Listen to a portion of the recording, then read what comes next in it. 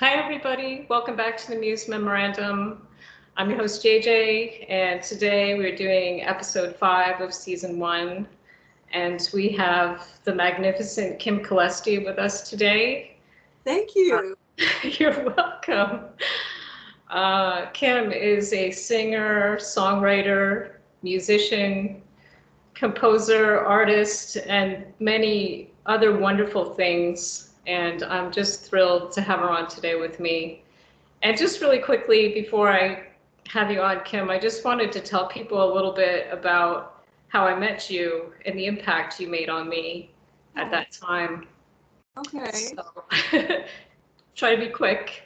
I believe it was sometime in 2019, and I was working at the market, the Nolita Market in New York City, and a really wonderful woman approached my table and was beaming with a smile and wearing, I think, what might have been a vintage coat and a beautiful brooch, and I think a skirt and some sneakers. I think they might have been red, and I was just really struck by you right away.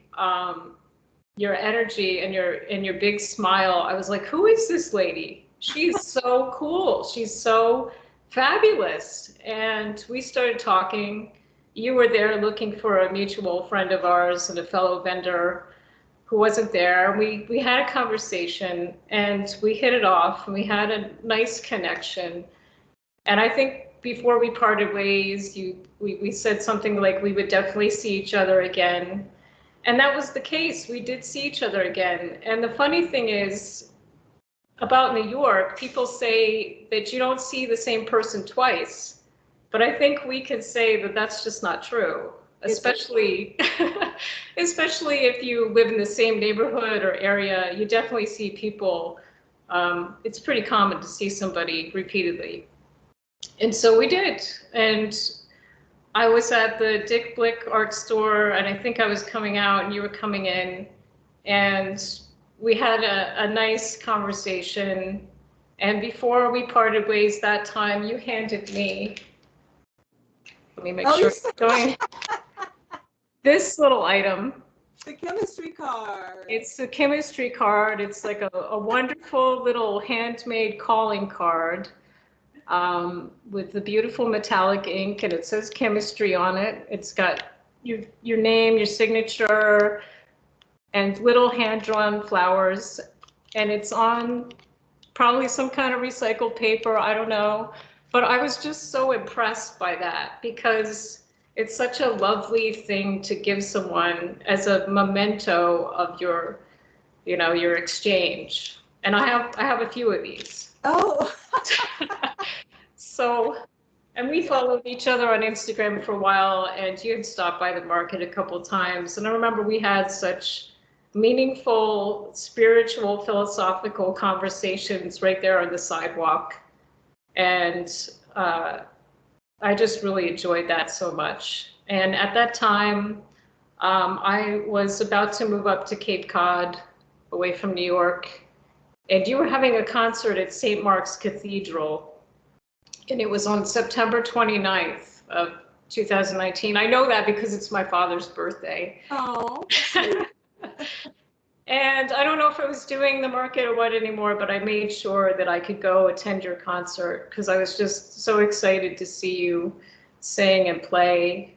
And I stopped off at a little bodega and I bought you a bouquet of flowers because I was so excited for you. I was like, wow, if she's having this concert, she's excited about it. So I came with the flowers and you gave me such a big hug and you put the flowers on the piano and I just was like, wow, that's so sweet. So I was just blown away by you. And the concert was amazing. And if you haven't been to St. Mark's Cathedral, everybody, it's the way the acoustics are is such that the sound reverberates through the room and it almost sort of vibrates through you. And Kim has such a beautiful angelic voice and her piano playing is incredible. And it was just such an impactful live performance for me. So I remember that. And I remember going out to the table and you had all your little paintings in beautiful little frames, and you weren't asking any money for them. You were just asking if someone wanted to give a donation, they could. And so I got one there, which I have still with me here. It hangs up in my art studio. Oh, And then I'm wrapping it up now. You were having a gallery exhibit in November, and it was the week before I was moving away. And I came, and I was just really struck with the energy in the gallery, excuse me, with your artwork, pardon me, and your energy still. You're always smiling, and you're always just filled with joy in a genuine way. And so I was just enjoying that experience so much. And I wanted to buy a painting from you, and you were like, no, you're going away. I'm going to give you a gift. Just pick one out. And so, and we picked it out together, this little one, which is kind of like a person that looks like they're about to go on their way. And so it was the perfect thing for me because I was going to start a new chapter in my life. And I just thought that was the loveliest thing that you did. So anyway, not to ramble on, but I just wanted people to know a little bit about my experience with you and my observations of you, always spreading joy and exuding joy, and with a spring in your step everywhere you go. You've been bouncing balls and dancing, and I just love it. I appreciate it because you've had quite a career, and people can often let that go to their head, and you just are yourself. And that's what I love about you so much. So anyway, without further ado, I'd like to welcome you on, Kim.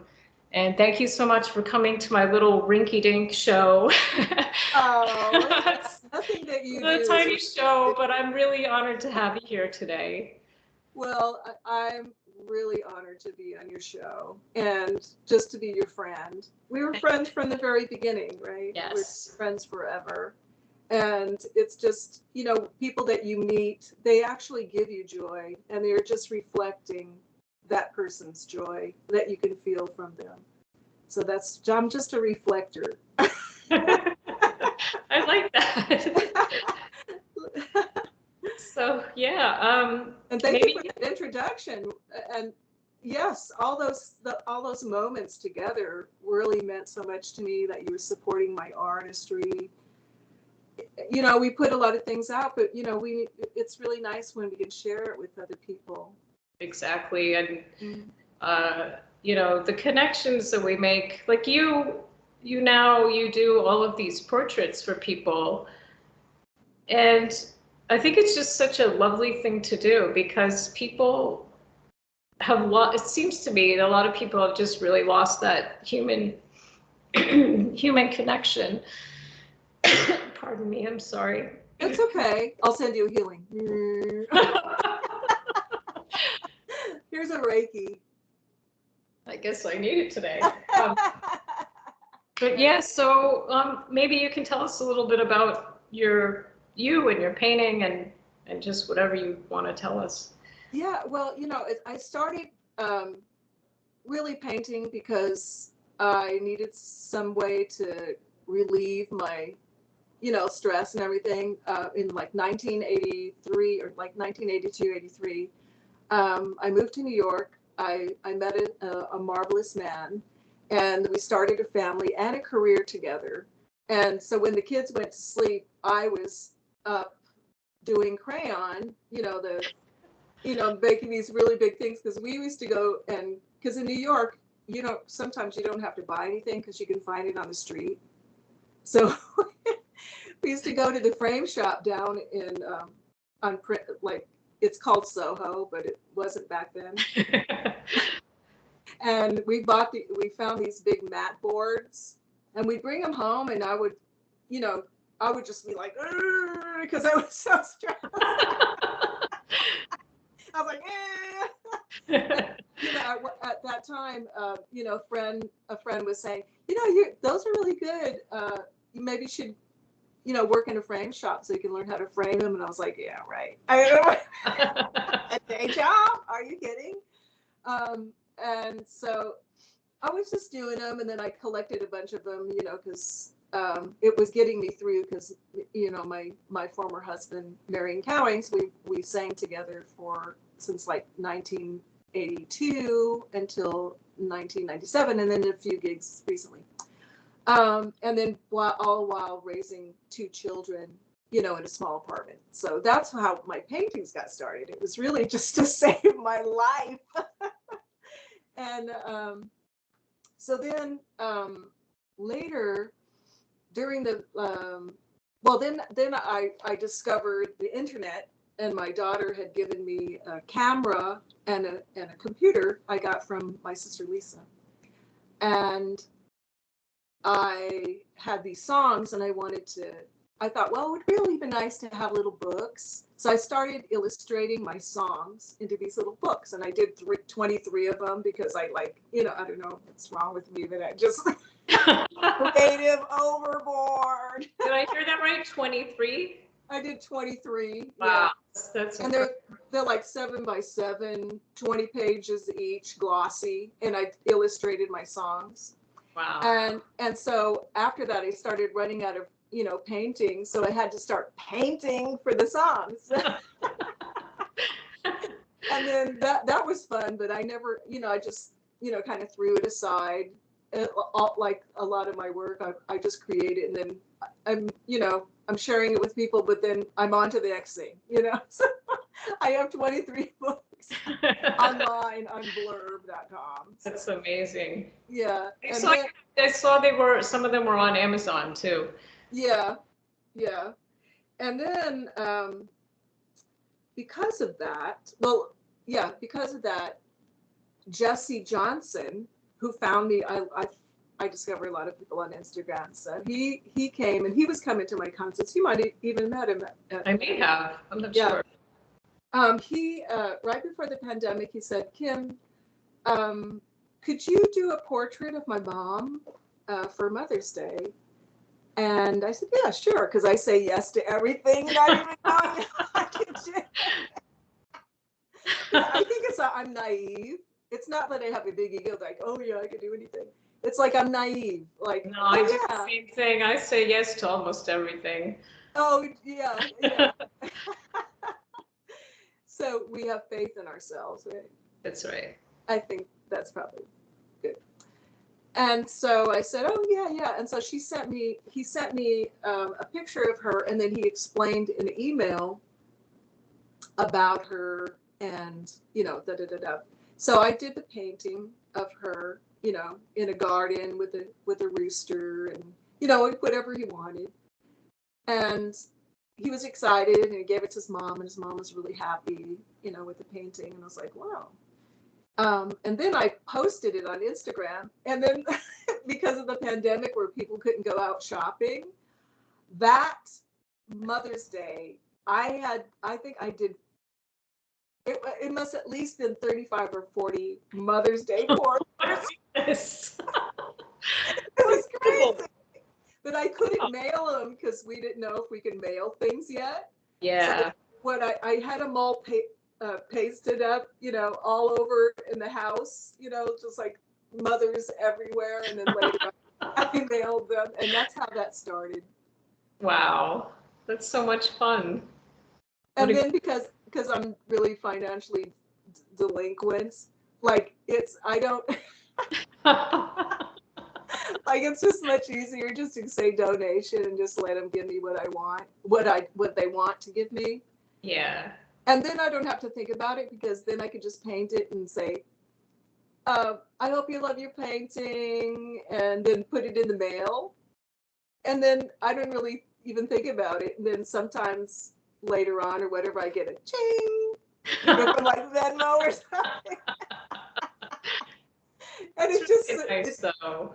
yeah, it just kind of like illustrates my sensibility about finances and stuff. Well, Oh, I think that's a great thing because oftentimes we get really hung up on, especially if we're behind in paying things or whatever, as artists, it can be really rough at times. Yeah. And it's kind of like, how's that go? The catches can, I don't know. You just get it when you get it. And so to have that kind of,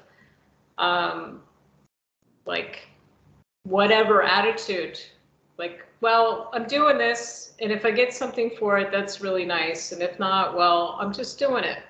And I think it's lovely. It probably actually works more in a way to bring wealth and abundance to you to do that. Yeah, the other way is just too stressful for me. Like I don't want to like strangle somebody like you got to give me some money. Like it's just not my style. And Yeah.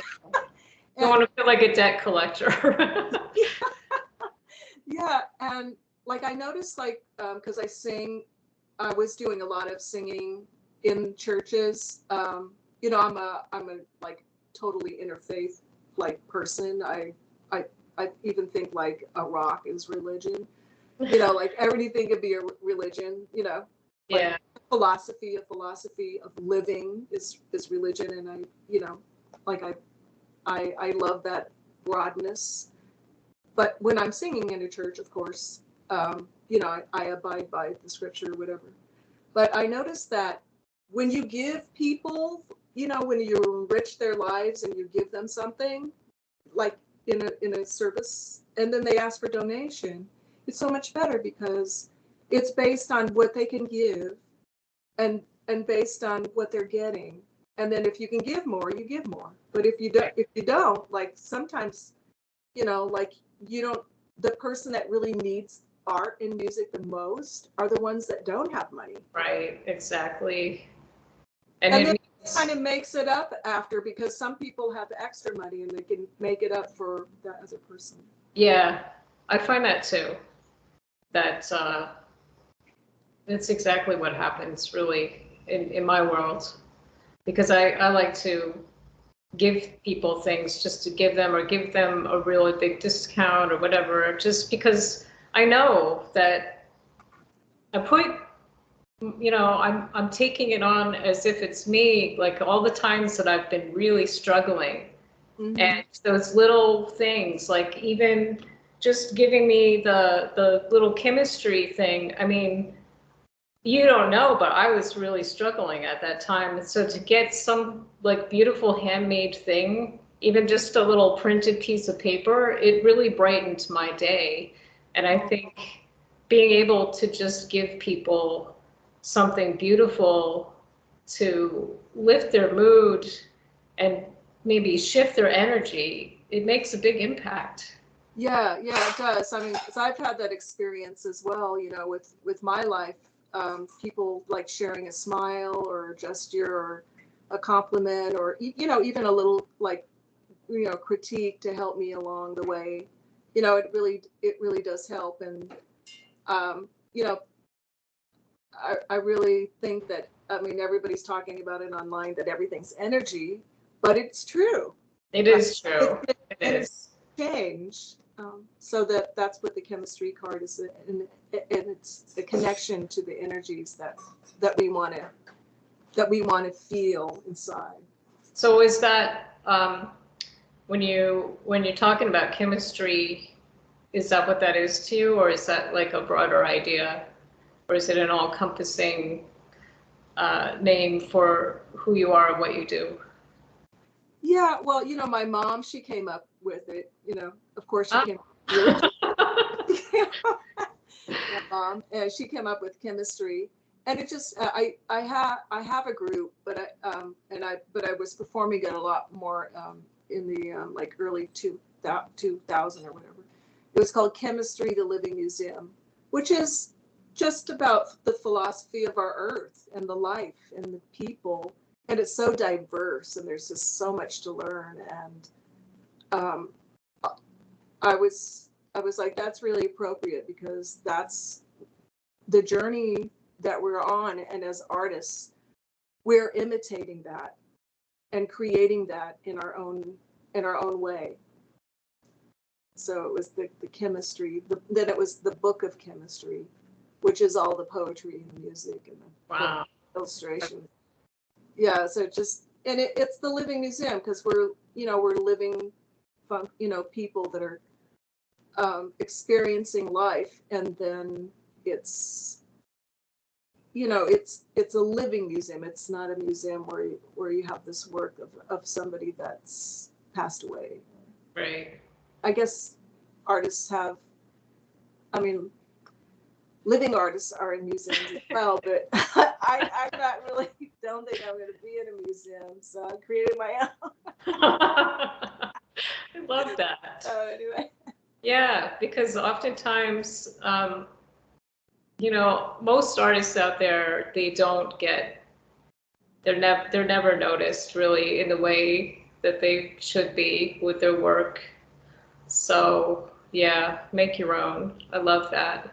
Yeah. Do you think that, society as, tries to make us do things as artists and have these expectations that we don't really need to have? Oh, yes, yes. That's something I've talked about a lot.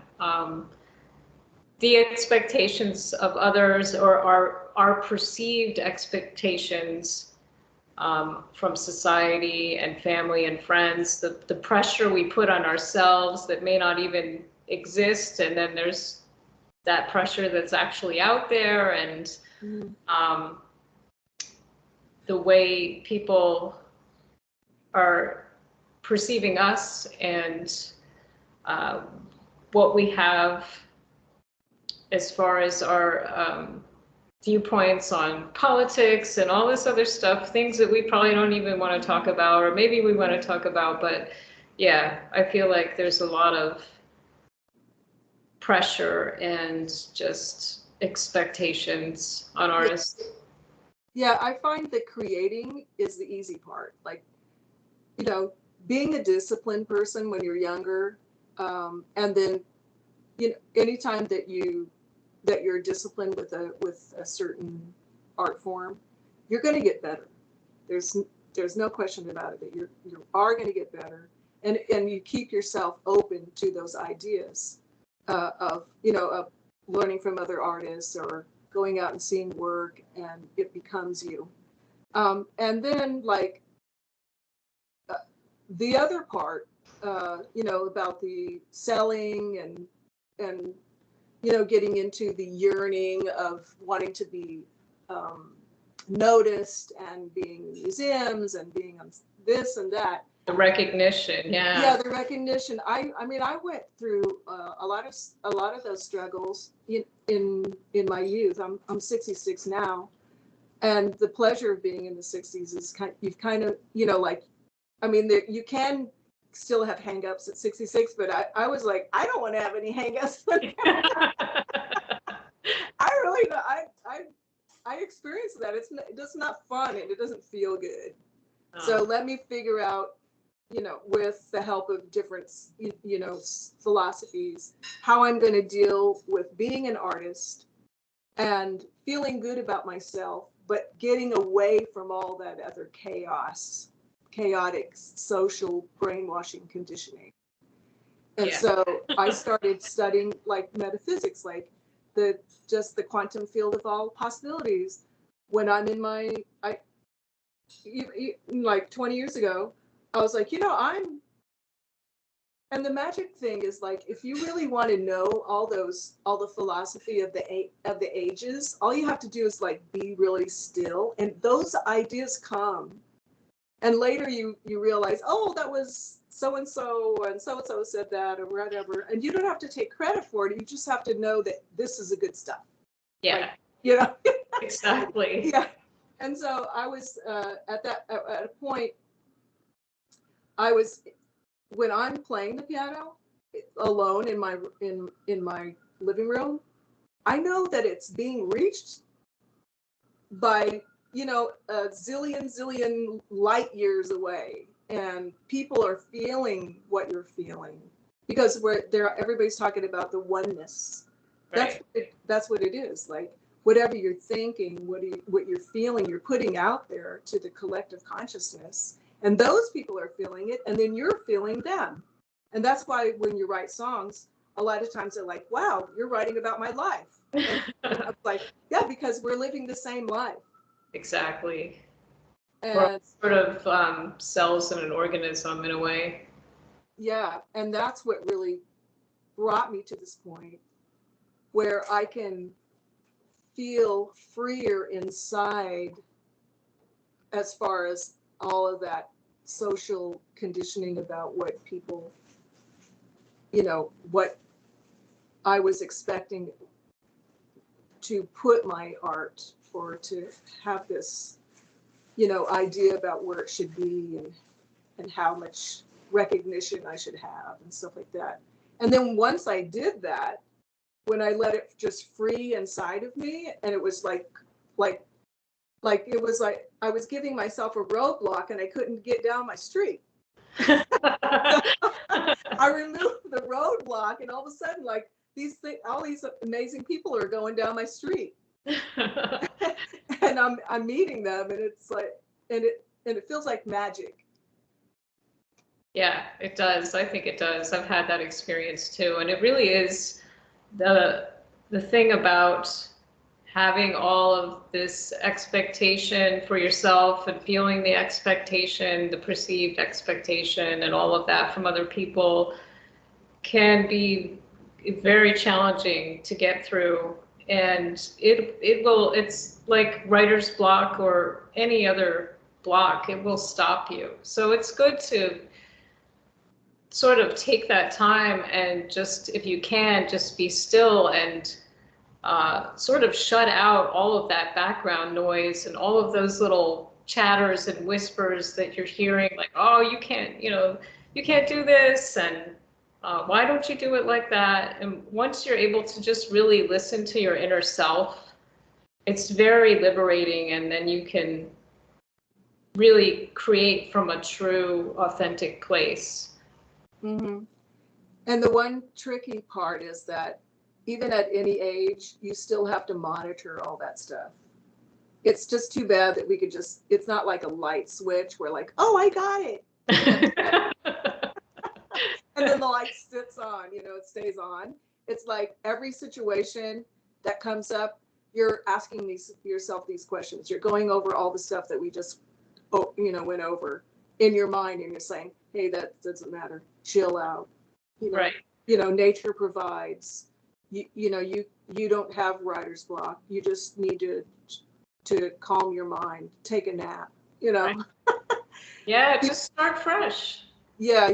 Get into your emotions. Like emotions there was books written about like the emotional intelligence, but the emotions is where all of the stories come from. It is for us. That's for sure. All the information comes from. So I want to ask you, since we're talking about all these things, how you feel about failure or the perception of failure. Have you encountered it being something that's actually really a positive thing in the end? Well, that's probably one of many words that I would just throw out of the dictionary, because I don't think anything's a failure. I don't actually either. I thought for years that I was having failure after failure, and I really have come to realize that all of those things that were kind of getting stopped and it didn't go the way that you hoped or you wanted or whatever was really pushing me in the right direction, down the right path for something that was much better. So I just was curious on your thoughts about failure, because a lot of artists are constantly down on themselves, feeling like they're failures and they haven't accomplished anything. Or, a lot of people that I've encountered have felt that kind of pressure from family and friends and society to make them feel like they're failing. But really, I think those experiences are for growth and experience, and they push us down a much better path. Yeah, I mean, I've had many of those feelings, the feeling of the word, but I don't, like, and because I, in society, we use that word for that feeling. Um, Now I just try to see what the emotion is and put another spin on it, um, because I've already experienced that, the feeling of what people would consider or what I consider to be a failure, or I've had I put myself through suffering, and Yeah. like, if you can get through that, and when you do get through it, if you live long enough, or if you come to terms or rearrange how you feel about that word, which, like I say, I want to get rid of it, because Yes. um, because everything's just a feeling, and because everything's a feeling, then we have to, when we explained it to somebody, we have to put a story on it, and then there's all these cliche sayings that we learn, from our society and our parents or friends or whatever. Exactly. But um, it's nice to uh, change the version and meaning of words. That's I agree. Yeah, we have a lot of words in our language that I think we really get caught up in and what we think the meanings are and all that. So yeah, we do. thank you for giving me your take on that word. Oh yeah, sure. I always think it's some kind of setup when people come up with these sayings, and like, sticks and stones will break your bones, but words will never hurt you. That is so completely not true. No, it's not. Words can be Who's spelled. making this up? Like, it seems like, who's making this up? Exactly. Yeah, words can be spells, but I think it's the way that we absorb them and interpret them and just maybe transmute them or whatever Yeah, that can sort of make or break the situation. So yeah, yeah. it's true. And do you ever set a project aside and come back to it a long time later and sort of add to it or change it or anything like that? Um, Like songs or artwork? I like to add on to songs, but I don't leave a song until I finish it, because I'm like the chef that likes gourmet food in 15 minutes. Yeah, me too. I'm really impatient. I don't like to wait a long time either. Yeah, I get excited. And when I put a show together, because every time I perform, I put a show together and I write new music for it. Wow. And I include the other music too, but I like to have a theme. Um, and so I'll be working on the project, but I always give myself a date that I'm going to be performing it, so it has to be finished. Yeah, you give yourself a deadline. Right. That's good. And I announce it to the world, I'm going to be performing this.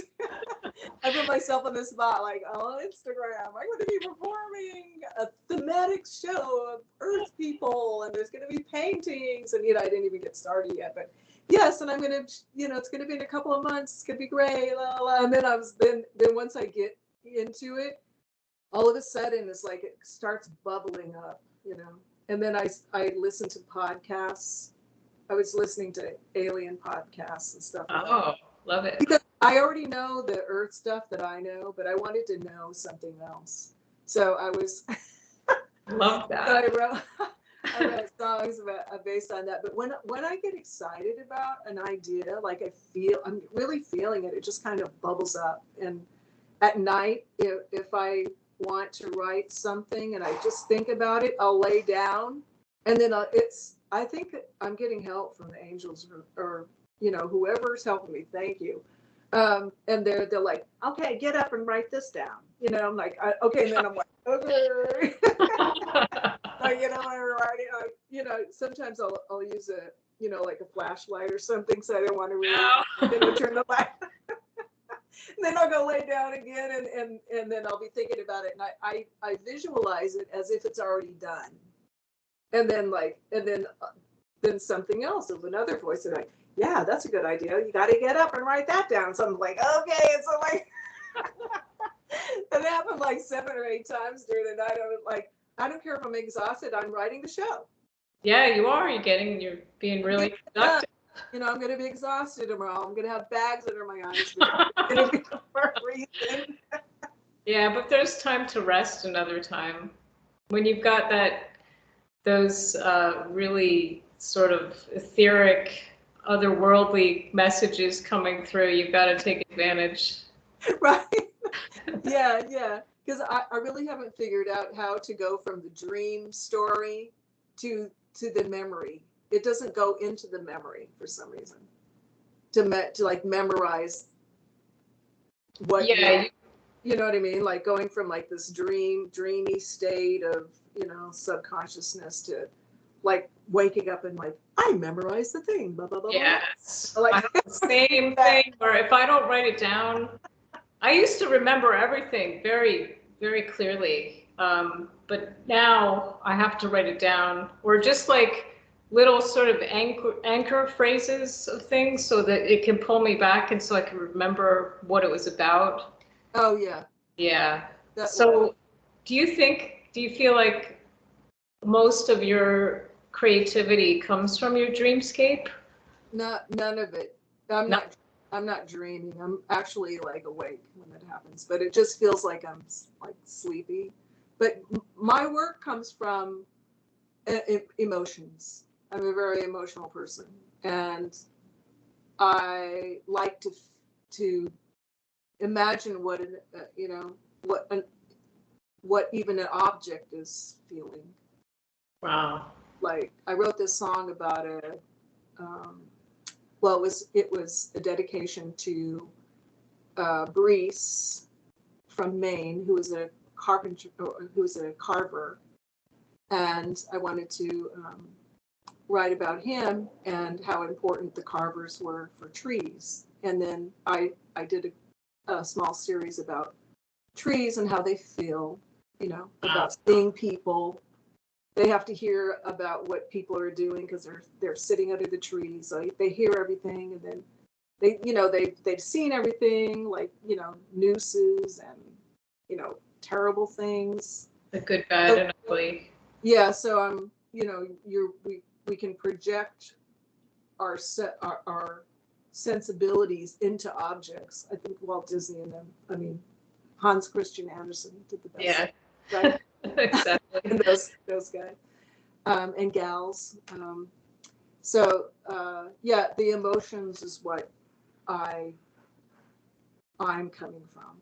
Like once I get into the emotion, then it just comes out really quickly. Fantastic. So what else was I going to ask you? My goodness. I guess I could ask you, is there something outside of your emotions, maybe people or experiences that you've had in life that have influenced you or had an impact on you that kind of works its way through your work? Yeah, I like writing stories about my observations and other people's stories. Like for the Earth People concert, I actually interviewed some friends. Oh, wow. You know, got into their stories, and I wrote songs about them. And that was, I like challenging. I was pretty much challenging my songwriting at that point. And it was really interesting because, of course, everybody has a story. Yeah. And, you know, and then actually they're giving you, you know, their energy and their feeling, and you're just, it's like kind of songwriting at that point is kind of like acting, like you're imitating the situation, and then you're you know you're creating a piece based on the story. And I think songwriting has a lot to do with that. So yeah, I like, and it's good to like approach things in a different way. I'll listen to a podcast, or like the other day I was sitting and watching a podcast, and I drew everybody, and I was like, let me see if I could draw everybody in like 10 seconds. Just challenging and seeing it, different things that you could do different I ways. love that. It's like your own built-in system to sort of it's like the impetus to get you to create something new. Yeah. Yes. Yeah. Just, searching, well, not searching, but just being bold enough to say, hey, I can do that. And I think that's how we get started as artists too. We just have the confidence, or inner confidence, or nativity. Just letting go of. I think a lot of us have so much fear too, and it's something that we have to learn to let go of, and just realize that however it turns out, it's okay.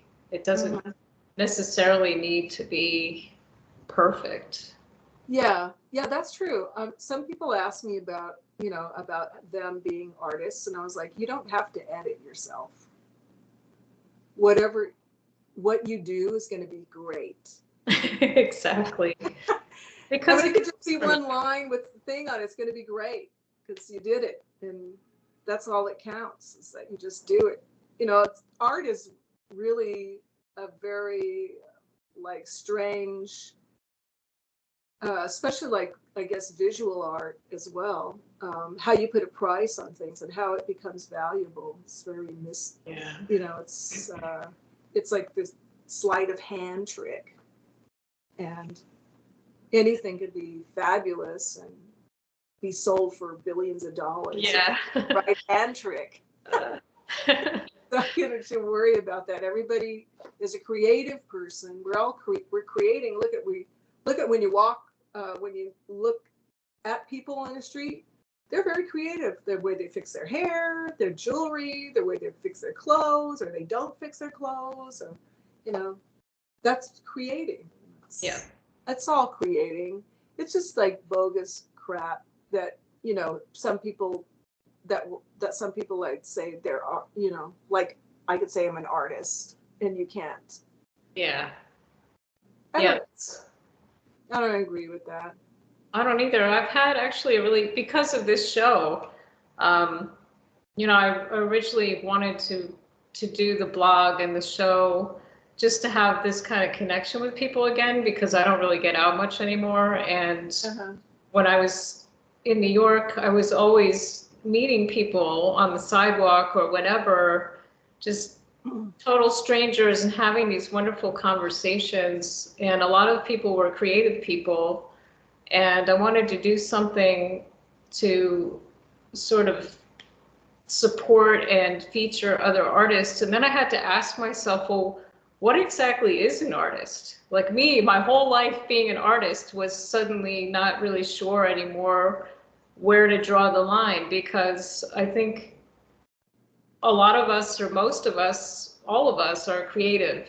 And we do it in different ways. And a lot of society puts these labels on people.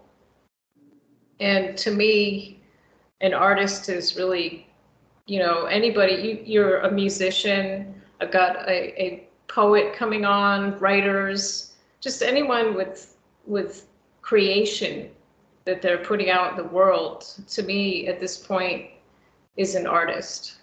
Yeah, like being a mother is very creative. Or it has to be. Or being a chef.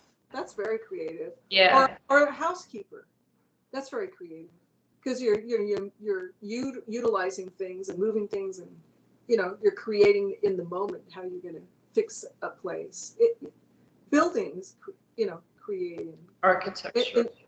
Like inventing is everything that people do is creating, because we're creating it. It's just about marketing. I've been musically. I've had my own record company in like 1983 with Marion, and then we had a little record deal in with MRC Philips in Japan, and then my daughter, she had a record company like J Records, and that was a whole different level. And then we had underground, and so I've had experiences of all that. And what the final analysis is that they only created these departments because they're just trying to sell something. Right. It's just being all those titles are just to market something, to sell. It's not who we are Exactly. as beings.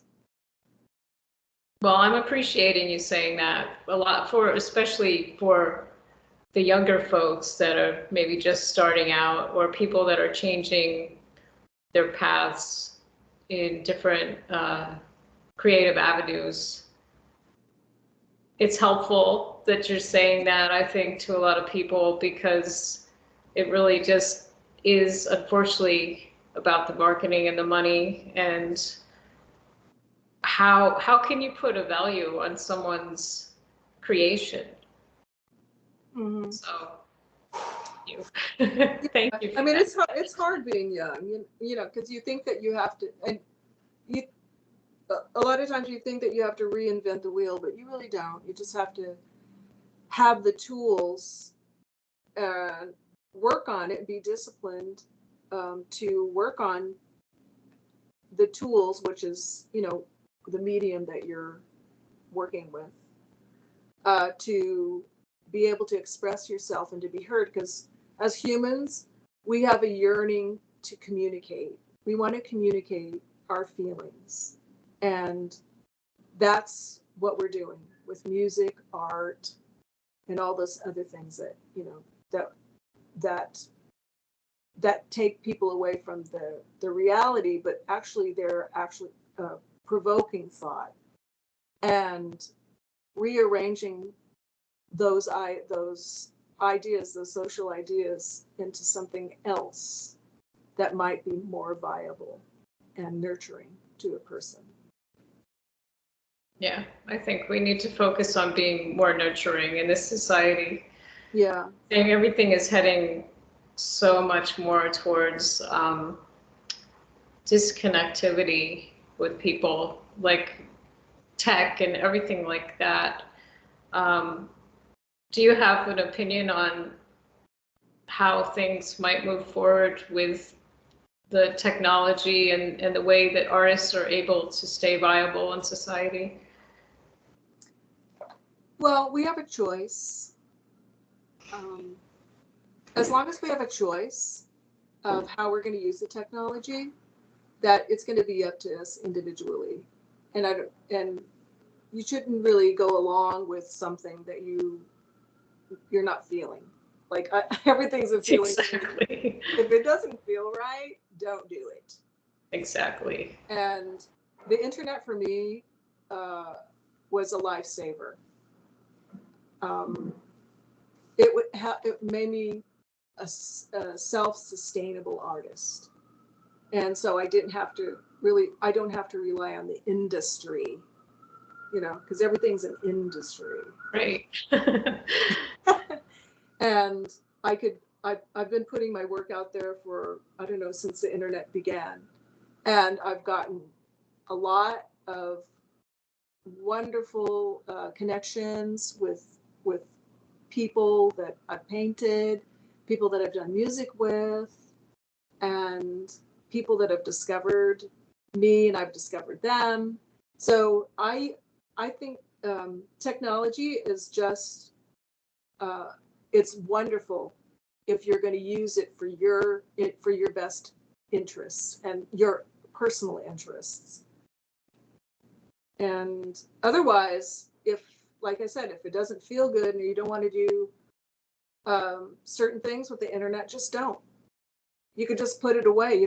It's not like you're forced, you got to do this. Right. And it's a tool. It's just another tool. And if you use it and understand it as that, then I think you can still be completely valuable and viable and just have an abundant amount of success as an artist. Oh yeah, like just recently, my daughter Emily and we sang on a video one of my songs, "I Love Today." I love that. And then Emily put it on TikTok, and then Audra McDonald, who is the 6-time Tony Award-winning Broadway singer, and she's just amazing. She saw it and she DM'd us and asked if she could sing this song. That's so exciting. Yeah, and so last night we went to Philadelphia to hear her at the Kimmel Center with the orchestra and everything, and she introduced Emily and I, and it was like, wow, like just last week we were on TikTok, and today we're like being introduced at the Kimmel Center by Audra McDonald, and it was like, yeah. That's wow. fantastic. They must be on cloud 9. Oh my God. Of course, I never had that experience before in my whole life. But she's a beautiful, beautiful person, and her musical director as well, Andy Einhorn. Yeah, though they're so famous. I mean, they're just amazing people, right? But as human beings, they're really beautiful people as well. Like, the love connection just keeps growing and growing and growing. And that's what I like about the internet, right? It's because we're admiring each other, and all that malarkey about being competitive with each other. When I first got on the scene, like in the 70s and 80s, it was like this weird idea of being competitive. The internet has gotten rid of that. Like, for me personally, like, I enjoy laying on my couch and scrolling through Instagram. Oh my God, that's the best painting I've ever seen. Or, oh shit, what kind of music is that? That is so great. And it was like, I'm always like, oh my God, you're so great. And then it's just a beautiful way to meet people.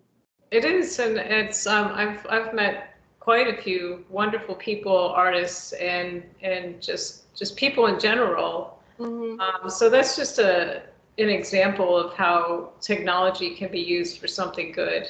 I mean, obviously, it did something wonderful for you with Audra and brought you two together, whereas you may never have had that experience or that kind of contact if it hadn't been in place. Exactly. Yay! Love that. Congratulations. Thank you. So exciting. So exciting. And so you never know. That's why you have to just keep creating without expecting anything. Like, exactly. The only thing that I want, that I create, because I hope that it's going to have an effect.